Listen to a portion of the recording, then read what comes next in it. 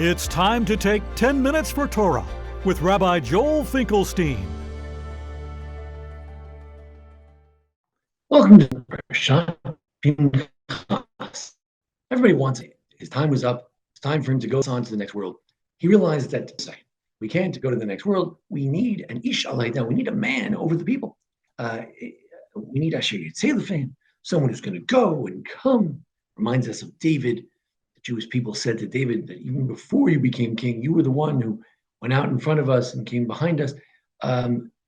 You brought us in and out. The Jewish leaders and generals always go in the front. And that's what they need, someone to lead them. And the Jews should not be like a tzon asher ein lahem roeh, like a sheep that have no shepherd. And Hashem says, well, take Yoshua. He has spirit.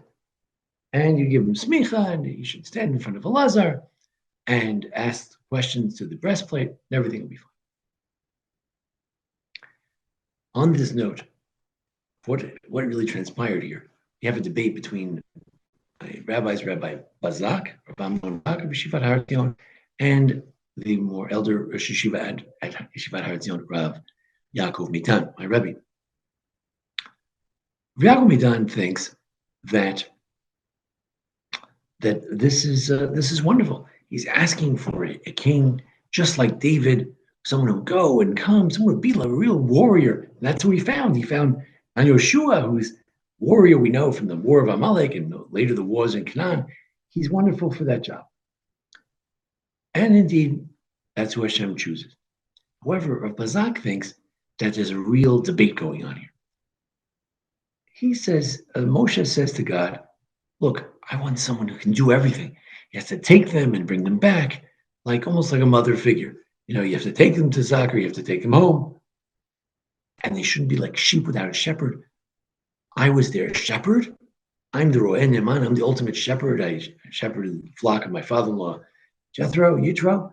And I want someone who's going to be a good shepherd, someone to guide them. And they're like sheep. So Hashem says, sheep, shepherd, take and go. What are you talking about? That's what we need? That's not what we need. We need Isha Ruach Bo, someone with spirit, and he should stand in front of Elazar and let Elazar tell him what to do. Bazak suggested there's a whole type of collaborative leadership that was needed, and that perhaps Yoshua was that type of person. I always wondered whether Yoshua actually did, ask Elazar what to do, other than the inheritance of the land, which had to be given out by Lot and by divine inspiration. Other than that, did he really ask Elazar all the time what to do and where to go? Or did he act on his own? So was Yoshua indeed? Also, the notion of a shepherd versus someone with spirit reminds us of the distinction between kings and judges. In the book of Judges, the spirit of God would fall upon somebody, like Saul, who was sort of the last of the judge/kings. Spirit of God would fall upon him, on Shimshon, on Devorah, and then something good would happen, and then the inspiration would flutter away, and the Jews would be in big trouble. Perhaps God is suggesting something more inspirational, judges-like leadership, which has been suggested through the book of Samuel, the book of Shmuel, when Hashem speaks to Shmuel and Shmuel speaks to God. That maybe that was the ideal leadership, that you have someone inspired. If there's no one inspired, then guess what? You don't have a leader. If you have someone inspired, then you have a leader. And Hashem says, all right, Yoshua has inspiration. He can lead the Jews. If you don't have someone, you won't have someone. Tough luck on you. And Moshe was suggesting, no, I want a shepherd. I want something organized, someone like David. I want a real king for Israel who will take them and bring them and will win all the battles. Not this fickle kind of person who is suddenly inspired, and for a few generations or a few years, he's able to be inspired to save the Jews. I need something more stable. So there's a lot of different possibilities going on. Is Moshe and Hashem on the same page? I want someone to be a shepherd, and he says, take Yoshua. Are they in completely different pages where Moshe thinks of a very infantilizing type of leader where he does all the work and the people are just the sheep?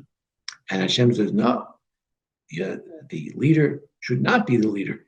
Let him go only according to God, according to whatever the Elazar is inspired by his breastplate, by his special prophetic.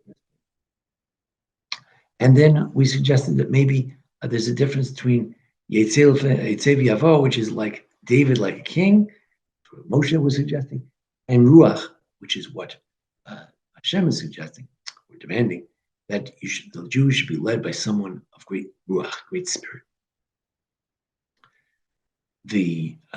Indeed, when we think about the Jews in the desert, the notion that Moshe did everything for them, Rabbi Zak is suggesting that was part of the problem, that the Jews need to take their own ownership. We'll have someone over the community, a modest, humble Mashiach, who will be on a redeem this world, who will sweep everyone away with their great spirit. We merit to have something very grand. These are all questions we ponder. It's showing us here at the Parent Congregation for Jason Lafkowitz, our producer. Thank you.